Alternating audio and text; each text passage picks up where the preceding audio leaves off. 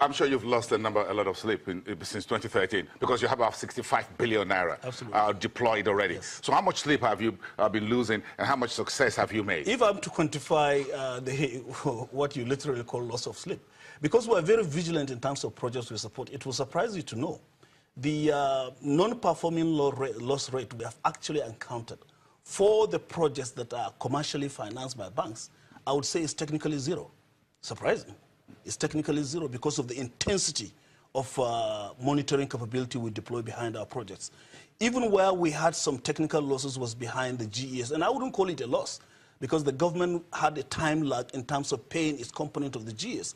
And I'm happy to announce that the federal government has actually made good its stance by paying us whatever we paid the banks, where there was no payment in terms of the GES agro dealers that have been able to deploy fertilizers under the GES regime. The federal government has actually paid us back whatever we paid. So our own balance sheet is made whole as well. In terms of the entire Central Bank of Nigeria and the Nigerian government agricultural framework, whether it is Anchor Borrowers Program, how do you fit and nestle into that? Totally complementary. The Anchor Borrower Program is an extremely strategic move by the current leadership of the Central Bank. Why? Because it was difficult for banks to understand primary smallholder financing. It's difficult for them. It's like taking a horse to the river. You cannot. So I've always wondered, why is it difficult for banks to understand agriculture? These are local banks. No, when you talk of agriculture, you actually have to disaggregate what you mean by agriculture. Agriculture is actually comprised of agriculture itself, which is primary production, agribusiness, agro-industry, and agribusiness services. Each of them has its own unique risk profile and its unique financing needs. So you have to go technical and analytical. For example, the riskiest segment, I say, is that smallholder primary producer of poultry, fish, crop, plantation that has 0.1 hectare, 0.3 hectare, located in a remote part of Nigeria. You can imagine the transaction cost and the sheer difficulty of carrying money to that remote area and handing over cash to a farmer in such a setting. But the moment you are able to aggregate, pull them together, standardize them, structure them physically in a defined geography, with a defined governance structure as a cooperative, what we call in NASL these days geo-cooperative. A cooperative that is determined by the geography where you produce, not because you and I are coming from different parts, therefore we cooperate. No, it doesn't make sense to me. As a financier, I want to finance your productive asset. And when you're aggregated together on a piece of land, let's say 100 hectares, that creates a single ticket of, let's say, 50 million, 100 million for me. With that kind of ticket size, it's easy for a bank to say, yes, I'm financing 100 million, 200 million ticket size. But back end is the job of NASL to do that, coming to bringing together the farmers, aggregating them, aggregating their land, creating the governance structure, the leadership that is required, the cross guarantee required, in order to make sure that if the money leaves and goes to that group of farmer, it's actually utilized as and when due, and is paid back as and when due.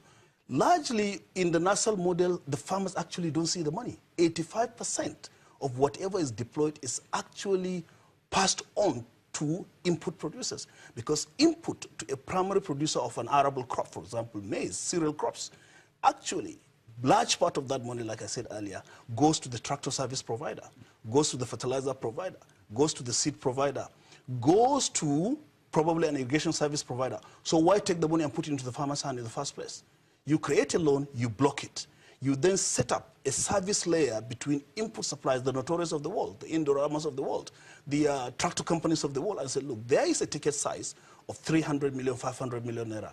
85% of that money goes to you guys. Can you supply those inputs to that targeted segment of the farmers at company X factory price?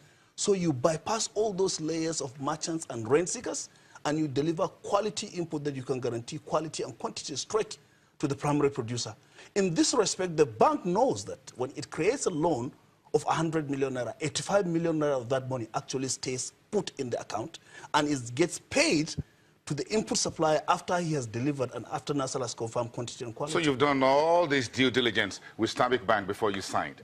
So what we did with Stanbic, rather, Stanbic Bank must have done the due diligence to know that they are comfortable with the NASL model for their board to approve that that kind of money can be put behind the NASL project. So it's a matter of trust? Yeah, absolutely. Because at the end of the day, it boils down to trust. But again, is there a big brother? Because you are the one guaranteeing it. We are the ones guaranteeing it, and we are the ones that put our balance sheet behind every project. I have a lot of questions to ask Dr. Shogunle when he gets in here about how his board approves this 50 billion. That's almost half of Nigeria's 2017 budget for agriculture. And going direct to impactful projects. The good thing about bank financing, it doesn't go to the enabler component, the policy component. That is the job of government. I just like that. You don't put money in anybody's pocket. You just enable them to function. Thank you very much for starting the week and this conversation with us. We appreciate that. Aliyu Abdul Hamid, who is the Chief Executive Officer and Managing Director at NASA. You want to know what that stands for? It's quite a little bit of jaw-breaking. But let's get on continue the conversation. The Chief Executive Officer of Stanbic IBTC, Dr. Demola Shogunle, is sitting here to chat to us on the 50 billion naira handshake the bank has just signed with NASA. This is Business Morning. We'll be right back.